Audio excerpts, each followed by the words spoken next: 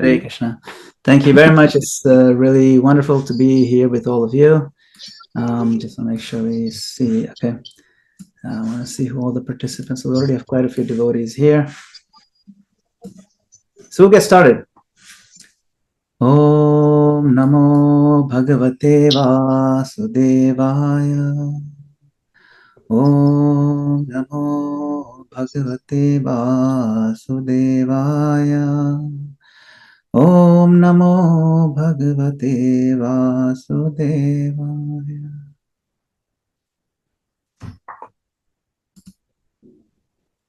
So we are in the month of Kartik. This month is also called the month of Damodar. This month is soaked in Krishna's sweetness. In these very days, so many of his celebrated pastimes,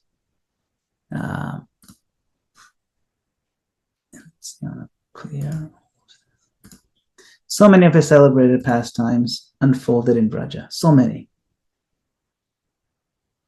Just the other day, we honored Sharad Purnima, which is the full moon night, which is pictured here, when the Lord and his closest devotees, the gopis of Vrindavan, manifested their Rasa Leela pastimes, the Rasa dance, very special dance. It's an expression of love between the Supreme Lord and his internal energy of his heart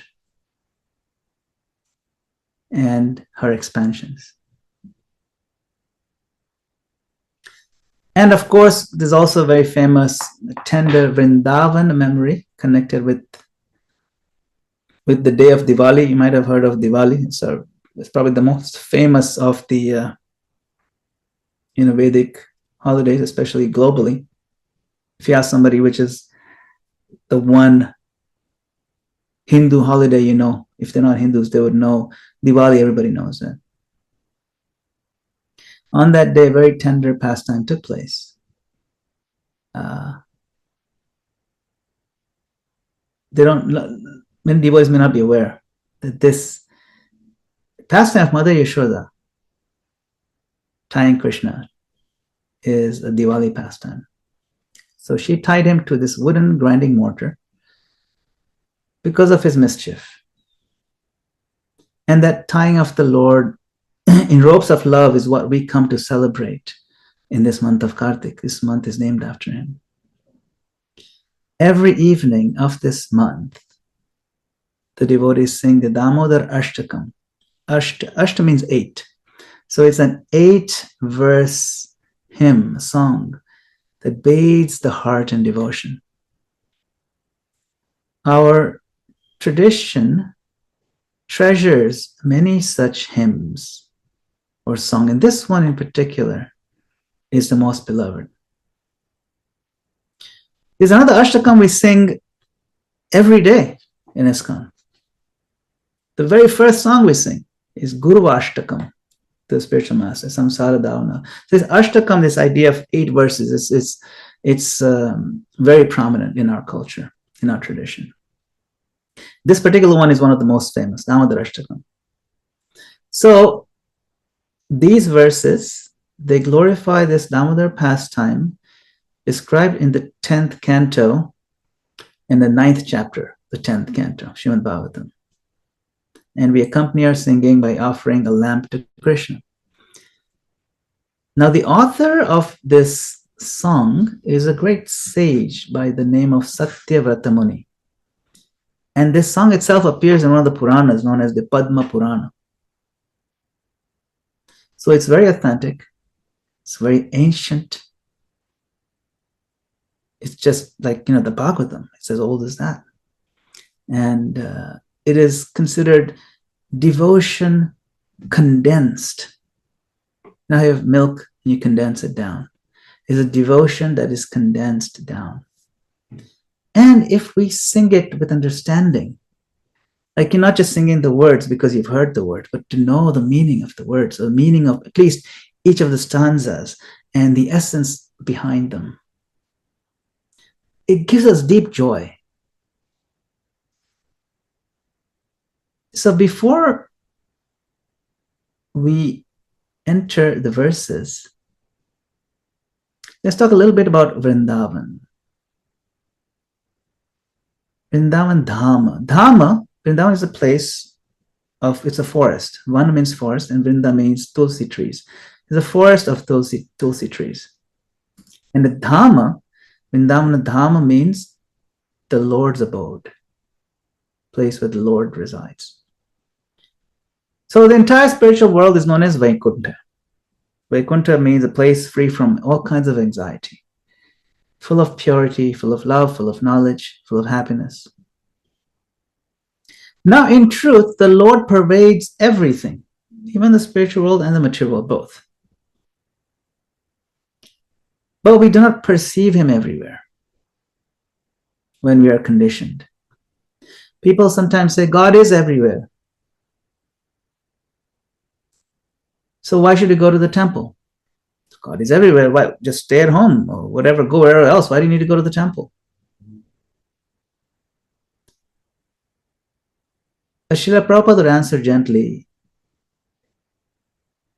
that if God is everywhere, is he also not in the temple then? Are you saying he's everywhere except the temple? See, we go because in the temple, we can see him. We can serve him. We can hear and chant about him. We can gather around the one focus. Even the architecture of the temple is designed so it has a spire and it kind of leads us upwards. It gives us even a visual understanding that we want to move upwards, rise above our conditioning. And this notion is not unique to the Vedic culture. You see that in say, Christian church as well. They have a spire that has a vertical element. It kind of inspires us to look upward toward God. So he's in the temple, of course, but we go there to associate with other devotees who are also seeking that same goal. We go there to get that vibe, that feeling from other devotees. We go there to focus on the Lord, to sing about him. So this getting together and singing, offering to the Lord, that awakens the vision to see him everywhere, you see. The temple is the one that helps us tune our radios so that we can receive. See, the radio frequencies are everywhere, right? The radio is being broadcast everywhere. But unless our radio is tuned to that frequency, that everywhere means nothing. We'll not be able to hear it. We can't tune into it, you see. So the temple and association of devotees are coming from the picture of the Lord, coming from the deities, gathering and serving the Lord together. That tunes our radio frequencies. So now when we look everywhere, we see Krishna everywhere. Otherwise, our radios are tuned to other things, and we don't see Krishna, even though the radio waves of Krishna are everywhere. You see, that's the point. It's very important to remember that. So our culture is a culture of respect.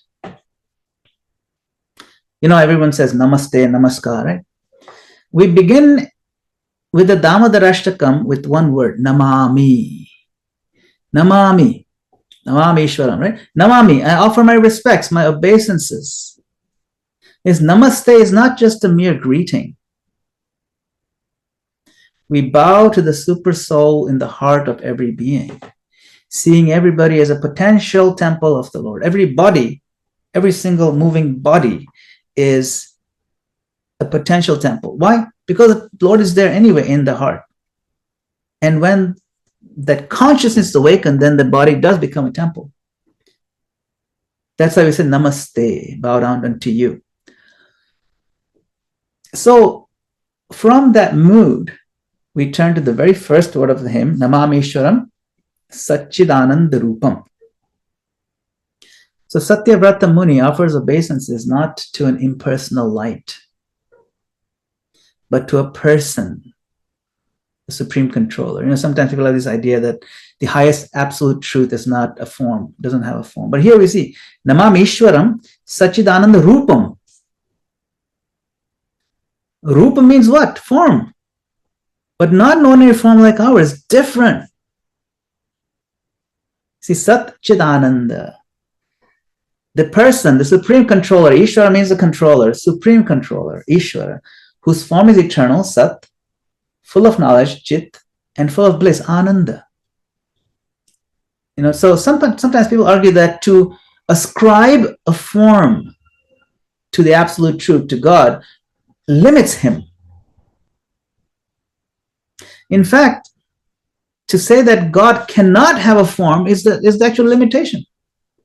You see, because when you say he cannot, you are the one limiting. The one who has full picture, they say he has a form and he also has a formless aspect, both. But the impersonalists, they only say one. They negate the other one because they're the ones who are limiting him, you see. To say God cannot have a form. Also, it's absolute truth is just energy. I mean, you might have heard that, just energy. Look at the word just. The word just is used to limit. It's not used to expand.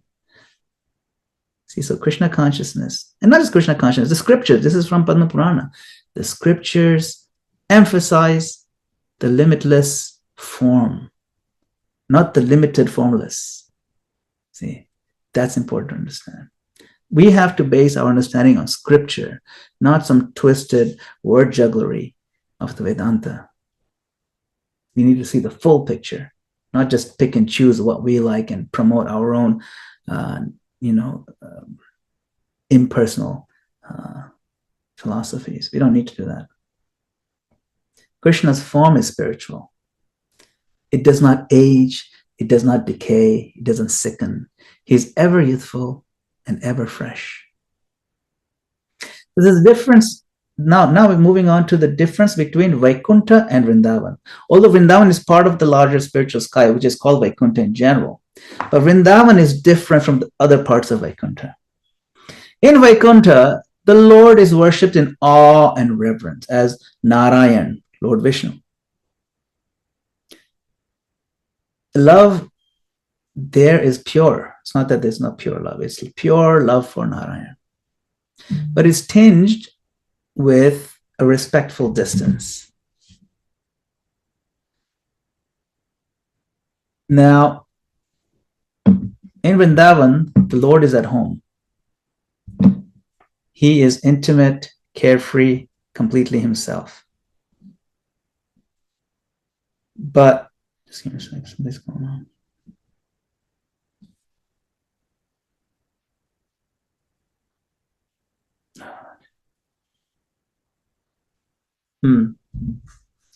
But the residents of Vrindavan, they love him without calculation. Their intimacy is the peak of bhakti. And it is what the Damodar Leela reveals. There is nothing between them and the Lord in terms of love. This Leela is going to teach us that. So we're going to enter this pastime. Once upon a time, that's how all beautiful stories start. Mother Yashoda was feeding milk to her little boy. And then what happened on the stove? A pot of milk began to boil over. So she put Krishna down in the middle of his feeding and rushed to save the milk. So Krishna, as a baby, as a toddler, he wasn't done. He wasn't done. And he felt neglected. So this king of Braja, little king, of course, he feels he's a king. He took action. He got angry. He broke the butter pots. He splashed yogurt all around the room and slipped around and found the overturned grinding mortar. It was turned over.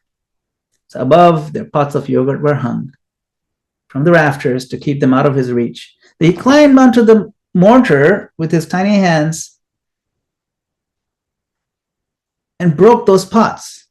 And not just broke them, but he shared the treasure of that golden butter with this crowd of delighted monkeys who just love hanging around him. And all the while, he kept looking around his shoulder because he knew that what he was doing was wrong. See, he knew he was going to get in trouble, so he kept looking. But he couldn't help himself from being naughty because he was angry. And Mother Yashoda arrived, silently, stick in her hand. Krishna saw her and he jumped down and ran. And ran, but she ran faster than him. And finally she caught him. And now the verses come alive. Namami Ishwaram Sachidanandarupam Lasat Kundalam Gokule Bhrajamanam Yashoda Bhiyo Lukkhala Dhavamanam Paramrishnamatyantato Dhrutya Gopya. So this verse 1, it paints the scene. But the painting is so beautiful because you see, it's like a movie maker. When they make movies, right? They don't just keep the camera in one spot and let everything happen. They zoom in to the finer details. That's what a good movie maker does. So here you can see the camera is zoomed into what? It's talking about Gokula. So Gokula is the town. But in Gokula, it zooms right into not even Krishna's face, but in the shark-shaped earrings. So you can imagine it takes up the whole screen, just the earrings touching, swinging to and fro, and kissing his cheeks. That's intimacy. See? Lasat kundalam. Lasat, this kundal means the earrings, and they're swinging back and forth. You see? And they're shark-shaped. So much detail. Swinging back and forth as he's running. So he's running in fear from the grinding mortar. Fear of who? Mother Yashoda. Yashoda bhiya. Bhiya means bhaya, fear. Ukhal, ukhalad dhavamanam. Ukhal means the grinding mortar. And is caught from behind. Gopya. Gopya refers to Yashoda, who ran with greater speed, of course. Krishna ran pretty fast, but his feet are tiny, and Mother Yashoda's, they're bigger. So she could catch up with him. So here we see the inconceivable absolute truth becomes visible. The absolute truth, the source of fear personified, is afraid of his mother's stick. Go on to the next one. Rudantam.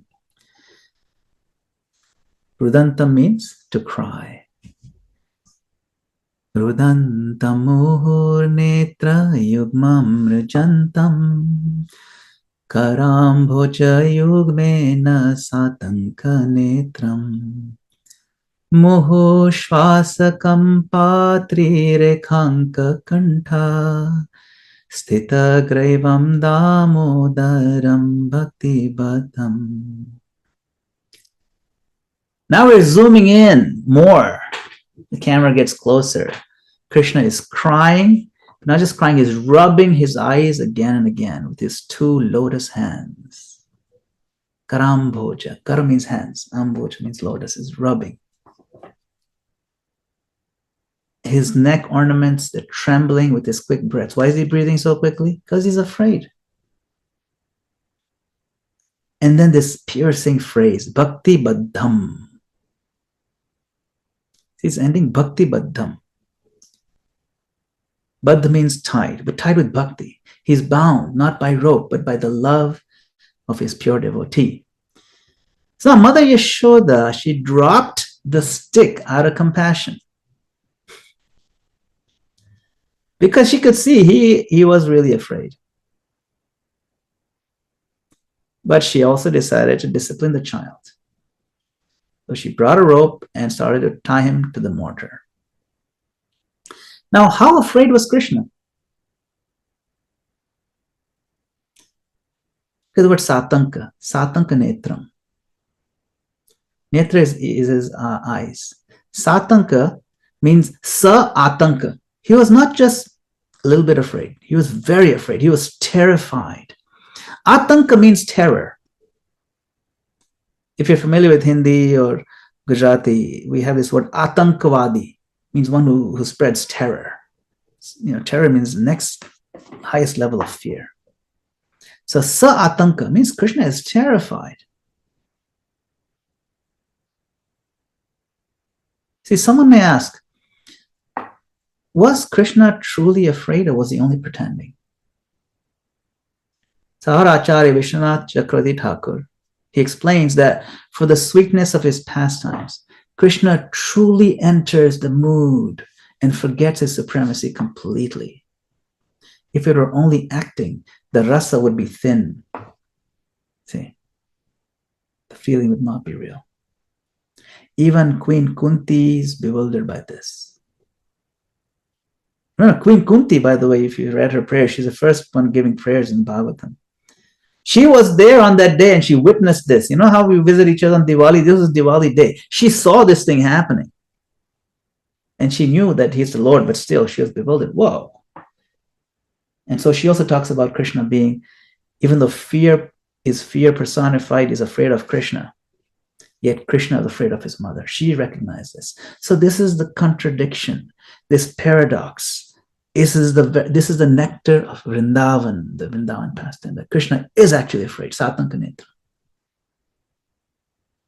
His Leela reality, what we are feeling here, what we think is the real world, this is not the real world, because this is nothing, there's nothing permanent about this at all. It's here, now, and gone. To next life, I'll be something else. Here, things are utterly inconsequential. They mean nothing in this material world. In the spiritual world, they actually mean something. This is reality. Even though Krishna is playing, but his play is very real, including his feelings.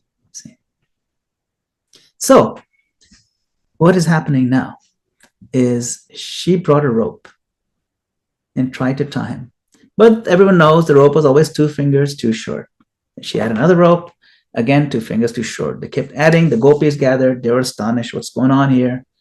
Rope after rope, again, always 2 fingers too short. You know, to tie cows, you need ropes. And there's no shortage. For each cow, they'd have some length of rope, maybe 2 ropes, just in case one rope broke. They had 900,000 cows. So you can imagine how much rope they had access to. They had a whole massive warehouse of ropes. And all those were brought, and yet, somehow mystically, it's always too short. Krishna likes to do this every now and then, just really gets people tired. It just lengths and lengths and lengths. If you remember when he saved Draupadi, he had Dushashan pull the sari in lengths and lengths, miles and miles of sari. He got tired of it. So Krishna is like tricky like that. Here, it was always too short. At last, seeing her perspiration and her flowers falling from her hair, Krishna became satisfied with her effort and agreed to be bound. See, it's amazing. So, what does that mean? These 2 fingers shortfall forever stand as our sadhana and his mercy. Nothing material can bind him. And no amount of our effort can guarantee that we'll be able to capture him in our heart. No. We have to also depend on the other finger, which is his mercy. And then we add our finger. But we need to put all our effort as well. If his mercy is there, our effort is not there, then that's also unsuccessful effort. Unsuccessful bhakti. If we put our efforts and he doesn't give his mercy, that's also unsuccessful. And then we have to find out, why is he withholding his mercy? Am I being offensive? Am I having offensive attitude toward devotees? Then those kind of attitudes when develop, then even if you put effort, the mercy is being withheld. You see, so we have to put in effort and also avoid offenses. Then we can have the full picture of both the fingers covered, and the shortfall is covered, and we can tie him, and he likes to be tied up in our hearts. But there has to be enough rope. We need to work on the rope. Nothing material can bind him. Pure love binds him completely. Then we go to verse number 3. Iti driksvalilabhirananda kunde swagosham nimajjantam akyapayantam tadiyeshitagneshu bhaktairjitatvam punah prematastam shatavritti vande. So this 3rd verse tells us the effect of these pastimes.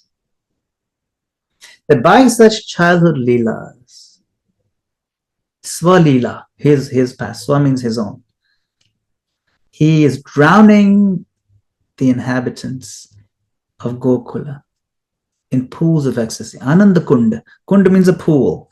or a reservoir of water. Ananda means just bliss, ecstasy. And he is revealing to devotees attached to the majesty and opulence that he is conquered only by love. Love that is intimate and free of that awe and reverence that comes in the way of intimacy. And recognizing this, the poet Satyavrata Muni, he's bowing down to Damodar again and again. Sata Shata Vritti Vande, Vande. Again and again, I pray to you. I bow to you. Then verse number 4, let's see. He says, now, sometimes depending on who's singing, they change this particular verse to a higher note to show the change of mood. That this is now, it's a request, it's a prayer to the Lord. Oh Lord, you can grant every boon. Vara, vara means boon, varam.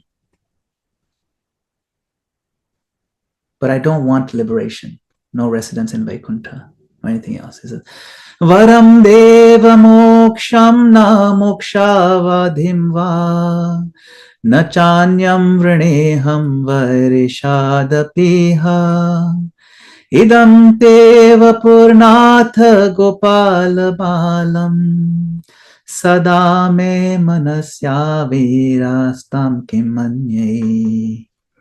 That I don't want liberation. You know how we say, I want to go back to God? No, he said, I don't want to go to be liberated.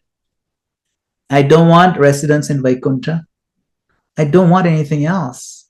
I just want that this beautiful form of yours, this Bala-gopāla, this child Gopal, Gopala Balam, the cowherd child, be ever manifest in my heart. That's what matters. If you are in my consciousness, front and center, I don't need anything else. So this real devotion is not for results, it's for relationship. And relationship means you're remembering him. You know, when grandma calls and tells you, hey, do you even remember me anymore? That's all they care about. That's what relation is about. If you think of me, it's good enough for me. All he's asking here is, all I want is that I want to think of you and not stop thinking of you, my Lord. Please. Never make me forget you, no matter what. This is what's worth asking for. The highest mercy is remembrance of Krishna as he is in his sweetness. That is relationship. You know, sometimes in birthdays, they sing, may you never take birth again. That's to give a blessing. That's not the highest blessing. The highest blessing is this, that may you always think of Krishna in your heart. In our prayers, we don't pray for, oh, please, may I never take birth again. No, we pray, Varam deva moksha, I don't moksha. In another prayer, which you sing every day, is it, right? Chakudan dilo jai, janme janme prabhu say. My Lord, you're my Lord birth after birth. I don't care for liberation. You're implying that I'm going to be here. I don't care. I just want you to be my Lord. You see. Even Lord Chaitanya says, Mama janmani janmanishware bhavatat bhakti rahetu kitvai. Birth after birth, may I have your unalloyed bhakti, unalloyed devotion. You see, getting free from the cycle of birth and death is a secondary thing. So you can see the difference. We don't want to give blessing. We should give this blessing. You know, this is much higher. That's the highest mercy. So we go on to fifth now, the fifth verse. It continues to linger on his beauty. Idam te mukham bhojam atyanta nilai. Is a details of his beauty. The camera zooms in again. Vritam kuntalai snigdharataischa gopya muhushchumbitam bimbaraktadharam me manasya virastam alam lakshalabhai. So this vision of a lotus face, now it's framed, it's encircled by soft black curls of hair, shiny hair, tinged with red. And this face is kissed again and again by Mother Yashoda. And your lips are so beautiful. They're red like the bimba fruit. May that vision be manifest in my heart. This is not imaginative poetry. The scriptures and realized devotees describe the Lord so we can meditate on him authentically. They're guidelines, they're guardrails so that we can direct our energy of love and meditation along these paths. So if we surround ourselves with his names, with his stories, his deity form, painting of his pastimes, then we'll be successful. And then these internal paintings in our hearts, these are paintings too that we can paint in our hearts, these bimba fruit lips. And not just paintings, these are video clips. There's a lot of action going on in these. Mother Yashoda kissing him. In our difficulties, we should look upon these paintings, upon that beautiful face, and let our anxieties melt away. That's the whole point of this. Whole point of this month of Damodar is to collect all these sweet memories. So then the rest of the year, when we're dealing with stuff, we can lean on them for relief. Because this Ananda only comes from Krishna. Now, verse number 6, again, the tune changes because the soul is crying now. The soul cries out, "Oh Damodar, oh Ananta, oh Vishnu. Please, please, you please be pleased upon me. I'm drowning in an ocean of sorrow. Shower upon me the rain of your merciful glance and become visible to my eyes. Namo Deva Damodar Ananta Vishnu Prasida Prabho Dukha Jalabdhi Magnam Kripa Drishti Vrishtyati Dinam Batanu Grihane Shamamagyam Edyakshidrishya. That shower upon me the rain of your merciful glance. Become visible to my eyes. We long not only to look upon Krishna, but to be looked upon by Krishna. See? Please look at me too. When we go to the temple to see him, we also go to present ourselves so that he may see us. And there's a blind man who used to go to the Banki Bihari temple in Vrindavan every day. Every day he would go consistently during darshan and he would bow down. And one boy asked him, "Baba, I don't mean any offense, but you see you're coming for darshan, but darshan means to see. And you're blind. How are you able to see the Lord?" And then the Baba said, No. I may be blind, but Banki Bihari is not blind. He has eyes. He can see me. I come to present myself to him that, my Lord, I'm here for you. Please let me serve you. I'm here. I'm putting my attendance. Yes, I'm present. To be looked upon by Krishna. So the idea is that do your service so well that the Lord desires to come and see you. As the Prabhupada said, don't try to see Krishna. Try to do things so that Krishna will want to come and see you. Let him become visible to your eyes by the purification of your efforts and your loving service.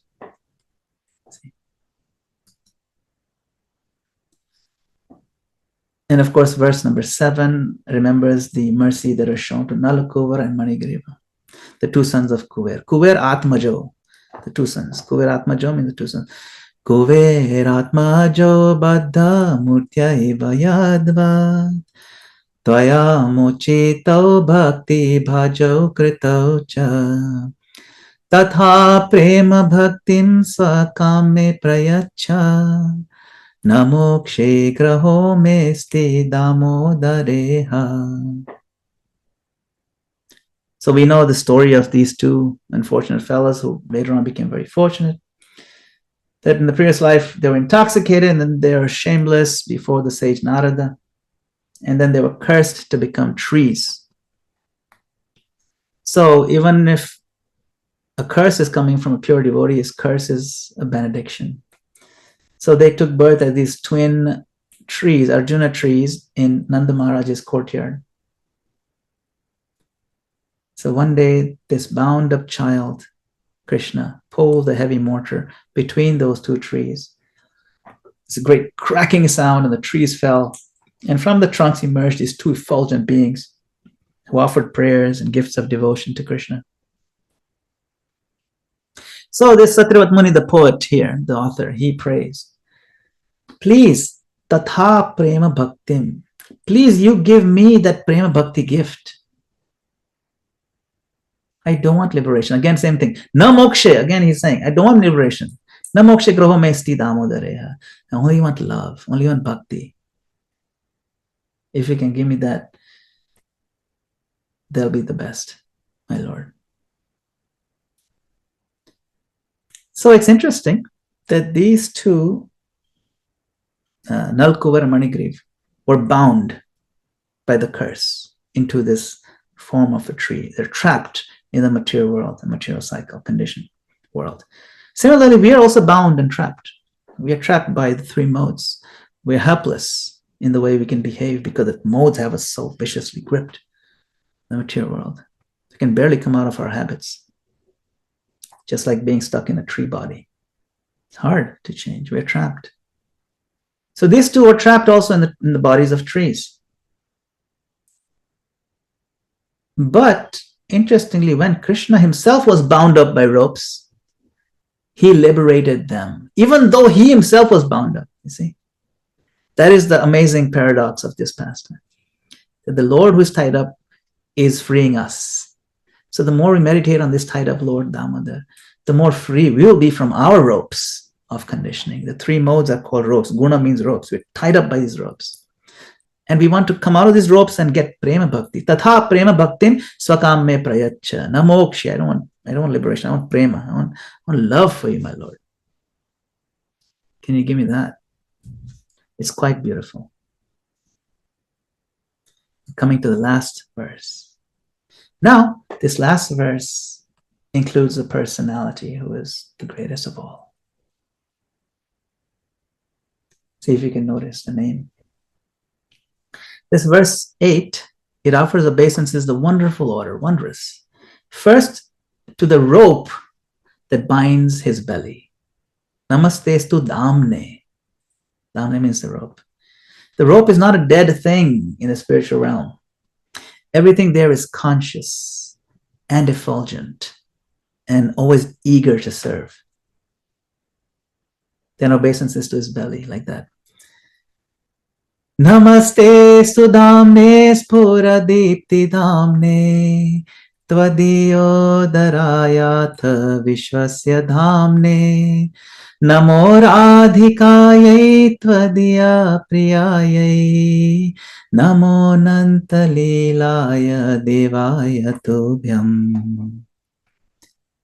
Obeisances first to the rope, then obeisances to his belly. Dam and Udara. Dam is the rope and Udara is his belly. Dam Udara. But his belly is the boat of the entire universe. Because the universe all gets captured in the belly of Lord Narayan. So the sages, they're glimpsing into this mystery.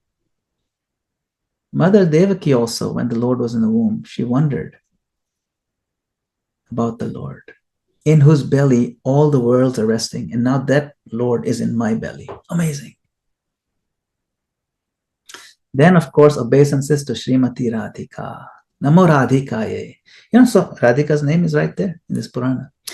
Radhika's name is not directly stated in Bhagavad Purana, but it's stated here in this Padma Purana. Namo Radhikaye tvadiya priyaye. Why? She is his most dear, his dearmost. And finally, to Lord Damodar himself, the Anantalilaya Deva, the Lord who is the God of unlimited pastimes. So in Kartik, we particularly approach Krishna through Srimati Radharani's mercy. She is Kartika Devi herself, and she teaches us how to bind him with love. And from this exploration, we have a few lessons that settle in our heart naturally. First, mercy is available, especially in Kartik. Our part is sincere effort and avoiding offenses. Like Yashoda's persistence with the rope. And of course, the other finger is his grace. Second, love is greater than liberation. We saw that in several places. The poet refuses every boon except for remembrance of the Lord. Let that also become our prayer.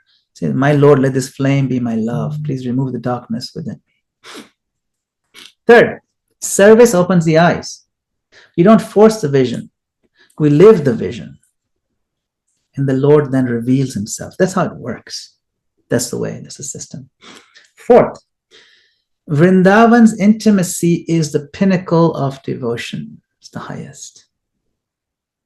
Awe and reverence has its place, of course, but yet the Lord is fully conquered by the spontaneous, affectionate style of Vraja Bhakti. Fifth, associate with Krishna through sound and sight. Sing these verses daily. Offer a lamp. Keep his form before your eyes. Let your heart soften with the warmth of this lamp. Let's pause for a moment for inner meditation. Close your eyes. See little Damodar. His cheeks are wet with tears, with black streaks of mascara. He's rubbing his eyes with his beautiful, soft lotus hands and his baby fat. See Mother Yashoda's hands tying the knots into the rope. Feel that same rope now as a garland of devotion around your own heart, tying you to Damodar. Feel that rope. Whisper inwardly, "Oh Lord Damodar, please shower me with your merciful glance and become visible to my eyes." So as you continue through this month of Kartik, sing Damodar Ashtakam every evening, not as a ritualistic formality, but as a conversation, a heartfelt prayer. Let each verse, now that you know the meanings, let each verse be your voice and his answer to you. Srila Prabhupada would remind us that Krishna's mercy is always there for us. Like the sunshine is always there. But we are the ones who don't want to step out from under this rock that we've crawled under. Our good fortune is to accept the sunshine of his mercy. We just have to try sincerely, and he will surely reciprocate. We can be confident in that. And may the rope of Mother Yashoda's love teach us how to love. May the lamp we offer outside be matched with the lamp we kindle within the heart. Let it be matching, Let us be connected. The inner lamp. Light both the lamps. When you light today the lamp, light the inner lamp and the outer lamp. Then you offer it together. Okay. And may Radha Damodar dwell in our minds and homes. And may our lives become soft with bhakti. And may our hearts blossom and feel the happiness that we have always been seeking. And then may every day and every moment we chant Hare Krishna, Krishna Krishna, Hare Hare, Hare Rama, Rama Rama, Hare Hare. So thank you all very much for your kind attention, for coming, and for your valuable time. Hare Krishna. Shri Prabhupada ki jai. Thank you very much, Gurudev, for this fantastic session. You transported us to Vrindavan, and we had a glimpse of what was happening there.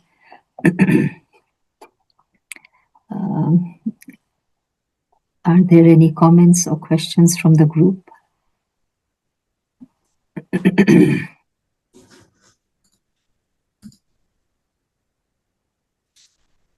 I think everybody is transported back home to Vrindavan and trying to come back. I know it's difficult.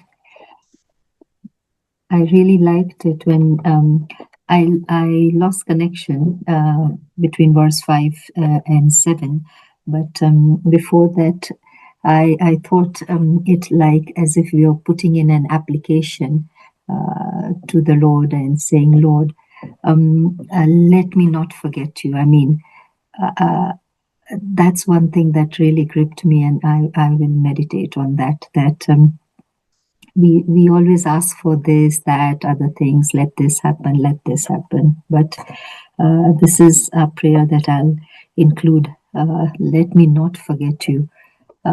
We are taught not to. We are supposed to think of Krishna all the time and never forget him.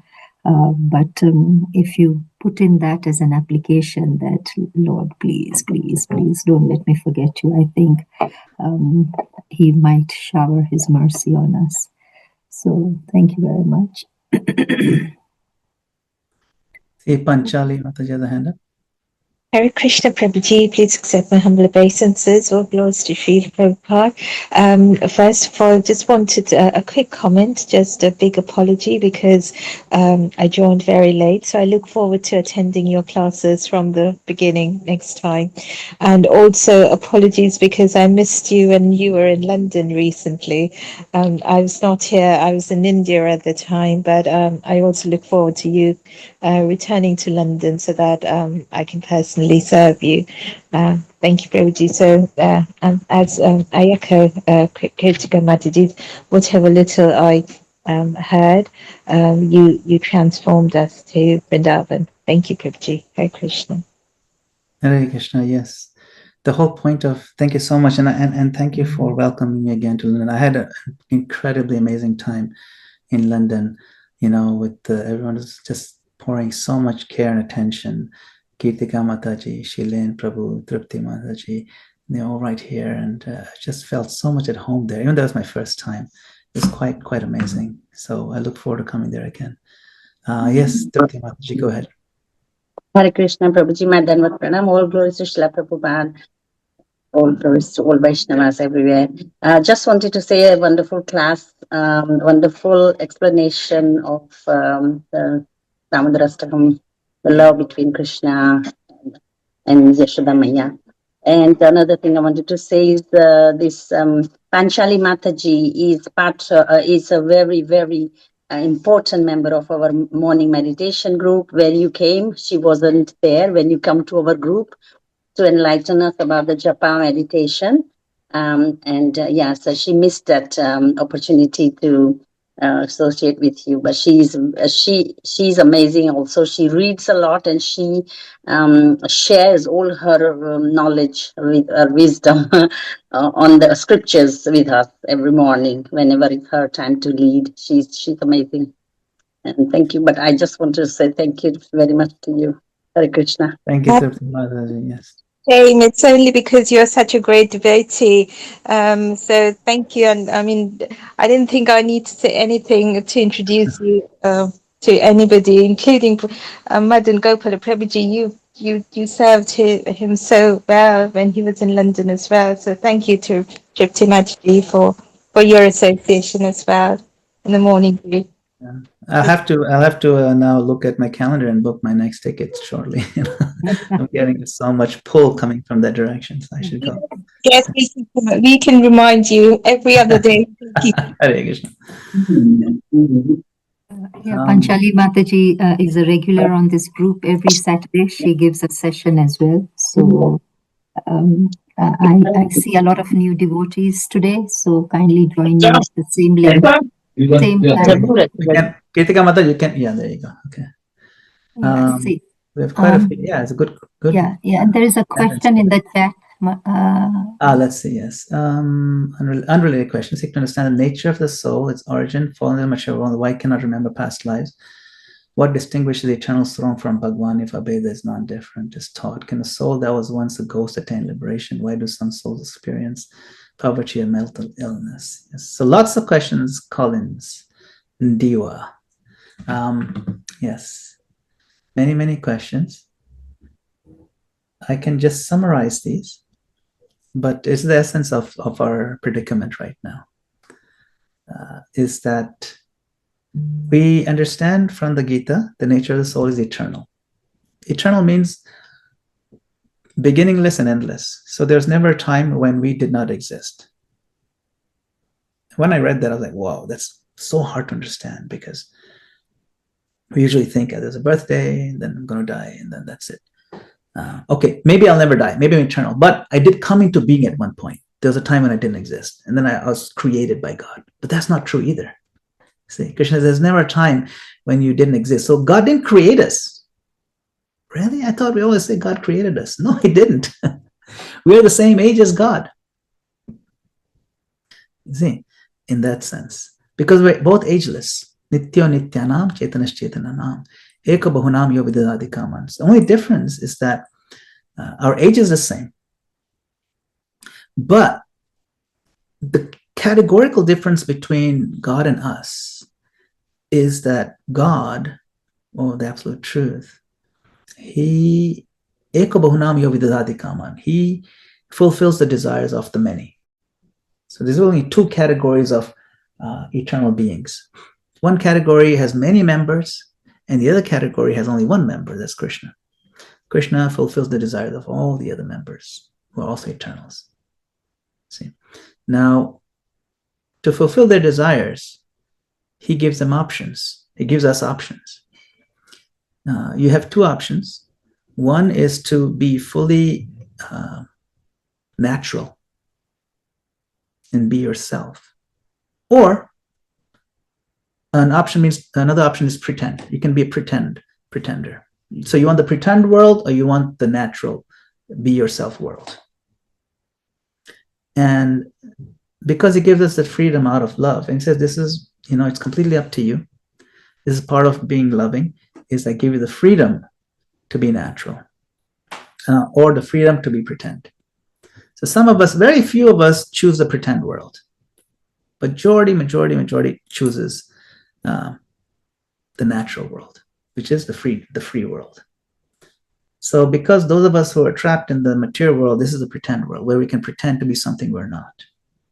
So now the complexities of this pretension are endless.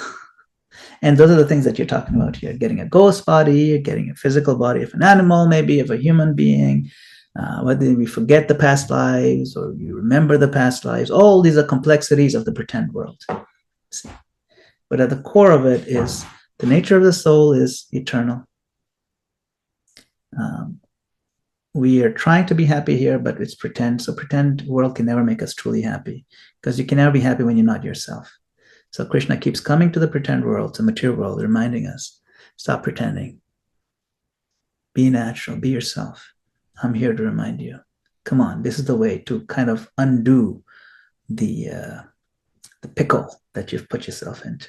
See, and that's what liberation is about. So yes, a ghost is also basically just a soul that's trapped only in a subtle body, doesn't have a physical body. And that has a time limit too. See, after a certain time, then that ghost body gets naturally born into another physical body, gross body. See, so souls. So all of us as souls, we experience different things. Sometimes we're poor, sometimes we're mentally ill. These are all results of our karmic activities. Sometimes a person was incredibly smart most of his life, at the end becomes incredibly ill mentally. Like to get, mental degradation happens, and sometimes they really lose it, and it's hard to control. So all kinds of things are a part of our karmic cycle. And because our work can be complex, our karma can be complex, so the combinations of the results can be also very confusing and complex. But the main thing for us to understand is we should know what to do and what not to do. Krishna says in the Gita, Arjuna, the intricacies of karma is so complex, you can never fathom why cause this, why you have this. It's too complicated. Okay, then what am I supposed to do? You just need to know two things. You need to know what to do and what not to do. See? So that's why the Gita has all these answers in a very succinct way. If you study the Gita very nicely, you'll see that there's Bheda and Abheda. We are expansions of the Lord in one sense. In that sense, we're the same because we're children of God in one sense. Children in the sense that we're expansions, We depend on him in that sense. It's not that we came into being, but we depend on him. In that sense, we're children. But because we're identical in our spiritual nature, we are abheda, we're not different.